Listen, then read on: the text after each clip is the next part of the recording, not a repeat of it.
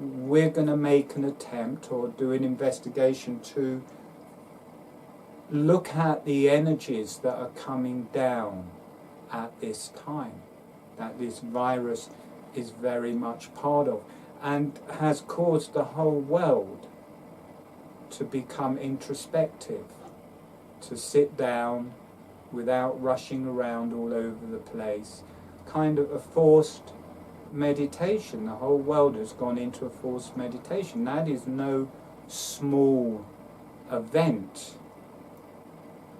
And for me, one virus will change the planet, but also people sitting alone in their houses with nothing to do for how long we don't know, just having to be with themselves. That is going to bring a huge change to this planet. It will never really be the same again after that. The red energies, what we'll be working with today, they're the ovaries and testes, the uterus and prostate, the hara, this is an energy center 2 finger widths below the navel and 2 finger widths inside. This is our center of gravity. This is what we move around in Tai Chi. The small intestines, the hara is central to the small intestines, and the heart. And the hara is very much to do with our immune system.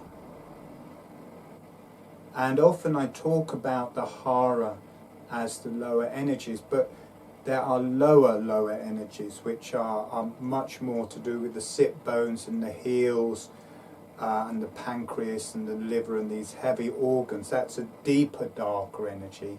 And then you come up a bit further and you come to the navel or just below the navel, and that's a hara. So it's not the deepest, darkest energies, but it is a very grounded, low energy, but it has a fire. The deeper earth energies have a very strong earth energy. The hara has a fire energy, and you utilize this in martial arts and Tai Chi and the healing side of that. And it is a fire energy that will burn quite often through the bones. It will travel through the bones. So we'll be working a lot with that, and the blood is created. You know, people think of the bones as this solid thing, but they're fluid inside them, and they're fluid anyway, and it's where we're creating new blood. But also it's the center for the small intestines, and people are beginning to realize that in the same way 6% of our DNA is viruses, huge amount of the gut. People are finding that the gut is very much to do with our immune system, and that it's full of bacteria.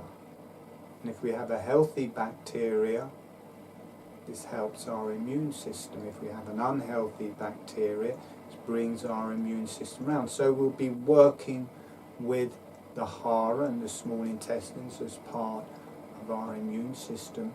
This particular virus that's going around, that people are becoming ill and dying from the effect on the lungs. But for me, my feeling is that this bug or virus starts off in the blood, because before people get any symptoms in their lungs, they spend 4 or 5 days with high temperatures and headaches. And for me, that's probably got a lot to do with the heart and blood supply. So we're working with the heart as a higher one. And we'll be connecting this all to the higher energies. Some things I want to teach in, you can do different, oh, I'm going to breathe with this organ, oh, I'm going to breathe with my hands, or I'm going to breathe with my feet, or I'm going to do this, or I'm going to do that, to try and be your own doctor. And it's much better. I'm going to just take the speakers out because they're giving a background noise. If you want to speak to me, you'll have to wave because I can't hear you at the minute. But really, to orchestrate your own healing, you can't do it yourself. You just whiz round in your own circuits. We can't really see out of our own circuits. So you can do a certain amount. You can do exercise, you can do diet, you can breathe to different areas. But what really brings a healing is if you connect to the higher realms, and they govern our energies, and particularly with this circuit, with the fire circuit. I had a lot of problems with this when I first discovered holographic breathing, because I was starting with the jaw and then I was bringing it up into the sinuses and nasal passageways, and the nasal passageways activate the heart, and I was getting heart palpitations, I was getting hot flushes, I was going buzzy all over. I just couldn't find a way of balancing that energy, and some of it was to bring it back down into the chin, and for me to drop it back down into the testes, which are very grounding for that circuit. But what actually balanced that circuit, which came in a dream where I met kind of a goddess behind, you know, in the dream they kept saying, we want to teach you something, and I kept on saying, oh well, I'd also like to show you holographic breathing.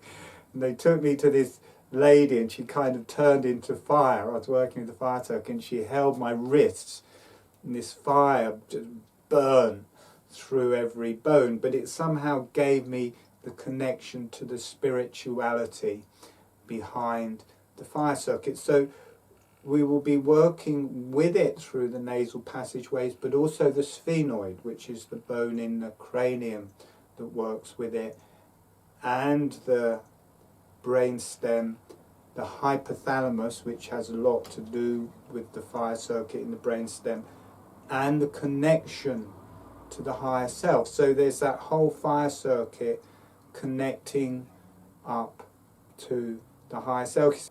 It's important not to rush the heart or to try and do something with the heart. And as that gives, there is all the karma of every time that something's happened and we've closed that down. And to let it open, all we can do is stand aside from those things that have happened our whole life. And there is the quality of the heart and love, but there's an extra quality when it's connecting to the higher self through the heart. And if you think about it, if you've got a virus that will be in your blood, and that blood is pumping through your heart, and you've got the energies of the higher self coming into the heart, you've got the heart expressing its own energies, then as these viruses are going through, then it's having an effect on those viruses, and hopefully, my hope is that it's getting rid of them. Whether it does or not, I don't know, but it certainly seems to have that effect in me when there's this bright light opening. You know, you do get the love from the heart. It's like a transformer. Kind of pain goes in one side, love comes out the other side. Or it just is an endless producer of love that we hold on to in certain ways, or have held down. Someone's treated us badly, all right, well I won't love them anymore. And we don't inflict any damage on that other person, but we certainly inflict damage on ourselves by doing that. That is one of the things I think when people try and teach forgiveness, that if you can kind of forgive, then it's not for that person, it's so you can open your heart again. And we'll also be working with the lungs, The lungs will have a relationship with the heart. We'll be working with the lungs of the abdomen, so which is the colon. You've got the colon at the outside and the top. So the lungs for the abdomen, then the small intestines, more like the heart for the abdomen, and then the hara is at the center of the small intestines. The same for the pelvis, the prostate and the uterus are kind of the heart for the pelvis and the sexual energies.